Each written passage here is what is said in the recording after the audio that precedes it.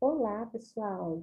Gravando essa aula sobre cálculos estequiométricos, que está descrito no nosso PET como quantidades de matéria, quantidades de materiais. A ideia é a gente conseguir se utilizar de algum tipo de medida que possa avaliar a quantidade de átomos, seja em massa, seja em número de átomos mesmo. E quando a gente pensa que o mundo atômico é um mundo microscópico, que os átomos são muito, muito, muito infinitamente pequenos, nós vamos precisar lançar mão de outras unidades que não as usuais para conseguir quantificar esse mundo. E esse processo todo de quantificar o mundo atômico vai seguir as leis das reações químicas. E essas leis vão estar trazendo para a gente toda uma parte da química chamada de estequiometria ou relações estequiométricas. Muito bem, o que é estequiometria? Um nome diferente, né? Um termo diferenciado. Então, é uma palavra derivada do grego, de stoichon, que quer dizer elemento, e metron, medida. Então, seriam critérios que a gente tem para conseguir medir esse mundo microscópico dos elementos. A gente pode pensar que existe uma série de situações em que a quantidade da espécie vai estar presente de forma muito, muito sutil, né? São quantidades muito pequenas, mas ainda assim, essas quantidades, mesmo sendo pequenas, são importantes. Um exemplo que está citado aí é o ozônio. São quantidades na ordem de uma unidade que a gente chama de ppm, que é partes por milhão. Muito, muito pouquinho, mas é necessário que esse ozônio, nessa proporção, esteja presente aí na estratosfera. E são várias medidas que vão seguir esse princípio. Bom, vejamos então quais que são essas leis que regem o mundo das medidas dentro das substâncias, das espécies químicas, e que são aí chamadas, vocês vão encontrar em vários materiais com esse termo aí, leis ponderais. Bom, eu vou destacar dois grandes cientistas que, a partir dos seus experimentos, dos testes que fizeram, conseguiram formular duas leis muito importantes para as medidas das reações químicas, Lavoisier e Proust. A primeira lei, que é a lei de Lavoisier, chamada de lei de conservação das massas, vocês já devem ter ouvido sobre ela com uma terminologia assim, bem popular. Na natureza, nada se perde, nada se cria, tudo se transforma. O que isso quer dizer quando a gente traz aqui para a linguagem da ciência? Se eu tiver em um sistema fechado, quer dizer que não tem material, por exemplo, na forma de gás escapando, a massa total dos reagentes vai ser igual à massa total dos produtos. Eles se transformaram, deixaram de ser as espécies reagentes e passaram a ser as espécies originárias, as espécies que já estão lá no produto. Mas a quantidade, o número e o tipo dos átomos permanece a mesma. Vamos ver a aplicação dessa lei de Lavoisier? Quer dizer que sempre que a gente tiver uma reação que está balanceada, só para relembrar lá do primeiro ano, né?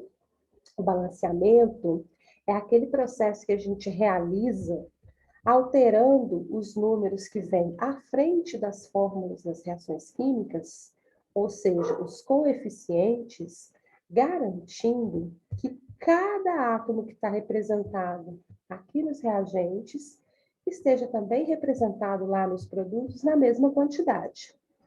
Bom, uma lembrança importante no que diz respeito a balanceamento.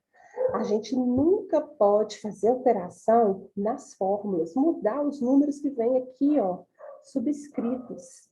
Esses números subscritos dizem respeito às ligações químicas que aconteceram para formar aquela substância. Mas os coeficientes, que são os números que vêm à frente, nos permitem alterações. Muito bem. Um exemplo de balanceamento. Primeira coisa, para a gente fazer balanceamento, a gente já tem que ter aqui, ó, a equação química, aonde cada uma das fórmulas das espécies que estão envolvidas vai estar descrita. Relembrando, nas equações químicas, a gente sempre representa antes da seta as espécies que vão interagir, que vão reagir, então nós chamamos elas de reagentes, e depois da seta, a gente já representa as espécies formadas, que nós chamamos de produtos.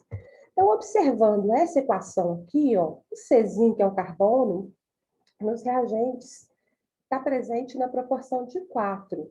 Se a gente olhar nos produtos, só tem um, mas eu não posso pôr um 4 aqui embaixo. Então, onde que vai ficar esse 4? Ó, aqui, à frente do carbono. Agora sim, tem 4 carbonos nos reagentes e 4 carbonos nos produtos. Vamos seguir. Outra espécie que também, outro átomo representado nessa equação, cujas quantidades também não estão coerentes, tomando aí os dois lados da equação, é o hidrogênio. Ó. A gente tem 10 aqui nos reagentes, e lá nos produtos tinha só 2 que estavam presentes aqui na água. O que eu faço para esse 2 aqui também ser 10? Ó, vou acrescentar um coeficiente 5 aqui na frente. Por que 5 e não 10 logo de uma vez, né? A gente faz isso porque qualquer coeficiente que é acrescentado à frente da fórmula de qualquer espécie química de uma reação, ele passa a indicar quantas vezes toda aquela espécie está presente. Então, aqui são 5 vezes a molécula de água sendo presente aí, sendo formada na minha reação. Então, aqui, ó, 5H2O, quer dizer que são 5 vezes o H2, 10H2. Bom, nessa equação tem um outro detalhe. Oxigênio também não está coincidindo. Aqui, ó, nos nossos reagentes tem 2. Após acrescentar esses coeficientes, eu passo a ter 8 com mais 5, 13 que vão estar presentes lá nos produtos. Beleza, colocamos um 13 aqui. Mas deu um conflito. Reparem bem. Quando eu coloco 13 aqui, ó, se tenho 2 do oxigênio, é 13 vezes o O2. Então, é 13 vezes 2, são 26 oxigênios. O que eu faço para todo mundo ficar nessa mesma proporção? A gente multiplica por 2 todos os coeficientes. Poderia colocar metade de 13 aqui, 6,5? Poderia, estava correto, estava balanceado. A gente só tem essa recomendação de buscar trabalhar com números inteiros, porque vai facilitar nossos cálculos nessa estequiometria. Bom? Bom, então alguns exemplos aí de situações em que a gente vê a aplicabilidade da lei de Lavoisier. Nesse exemplo, ao se queimar papel ou palha de aço numa balança de 2 pratos, observa-se perda ou ganho de massa. Na hora que a gente queima o papel, vai dar aquela fumacinha, vai sair aquela fumacinha e vai ficar um resíduo ali, que é uma cinza escura de papel. Vai parecer que diminuiu a massa de papel. E aí fica a pergunta, mas é uma queima? É uma reação química. A massa não está sendo conservada, a massa dos reagentes não está sendo igual à massa dos produtos, sumiu massa no processo? Não é bem que sumiu. Vamos pensar que aqui a gente está num sistema aberto. Então, aquela fumaça que foi formada, ela também é um produto, só que é um produto que escapa e que não vai mais estar sendo medido aqui no pratinho da balança. Ok? No outro caso, a gente está falando aí de uma palha de aço, tipo esponja de aço que a gente utiliza na cozinha. Bom, o que acontece quando a gente queima esse tipo de material? Por mais que saia uma fumacinha, forma uma espécie que a gente chama de óxido, que também foi uma das funções inorgânicas estudadas no ano passado. Esse óxido, ele agrega oxigênio que estava ali no ar, então vai parecer que a massa está maior. De novo, eu tenho um sistema aberto, então eu não estava avaliando corretamente todas as espécies envolvidas no início da situação. Esse exemplo aqui é bem legal. A gente coloca 2 reagentes, ó. Olha só esse exemplo aqui, está falando solução de HNO3, que é um ácido. E lá dentro do outro recipientezinho tem um sólido, né? Quer dizer, que vai estar ali pulverizado, do K2CO3, que é um carbonato de potássio. Aqui, gente, HNO3 para lembrar um pouquinho dos nomes, né? Ácido nítrico. Aí a gente vem e vira o ácido aqui, virou o carbonato lá no ácido. Bom, no início, os dois separados tinham 1.000 gramas. No final, depois que misturou um no outro, 995 gramas. Ixi, sumiu 5 gramas de material, a lei de Lavoisier não foi aplicada. De novo, aquela situação, ó. Os erlemais estão abertos. Então, aqui tem a formação de um gás, nesse caso específico aqui é o CO2, é o gás carbônico, e o gás vai escapar. Então, a balança não vai conseguir detectá-lo, ele já escapou aí para o ambiente. A lei de Proust, que é uma segunda lei muito importante para a estequiometria. Toda substância apresenta uma proporção constante em sua composição. O que significa isso? Eu gosto de associar a receita de bolo. Se a gente quer fazer uma receita de bolo, a gente vai colocar lá 3 xícaras de farinha, 2 colheres de margarina, 3 ou 4 ovos, 1 colher de royal, misturar aquilo tudo, um copo de leite, né? Homogeneizar, misturar aquilo tudo e colocar para assar. Se a gente quer fazer um bolo maior, se vai vir mais gente para comer aquele bolo, a gente vai ter que dobrar isso tudo, né? Então, no lugar de 3, a gente vai colocar 6 xícaras de farinha, 2 copos de leite, 2 colheres de pó royal, 6 ovos, em vez de 2, 4 colheres lá da margarina. Vou misturar aquilo tudo, vou usar um tabuleiro maior, aí eu vou ter um bolo maior. A mesma situação vai acontecer no mundo atômico. Olhem esse exemplo que está aqui, mostrando 2 experiências.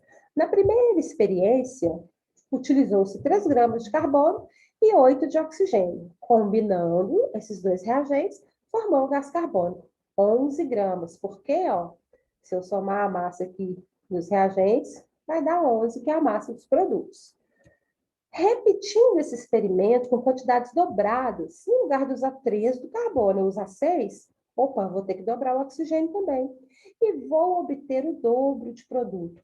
Essa é a ideia da proporção constante. No processo reacional, se eu aumento a quantidade de uma das espécies, todas as outras aumentarão na mesma proporção.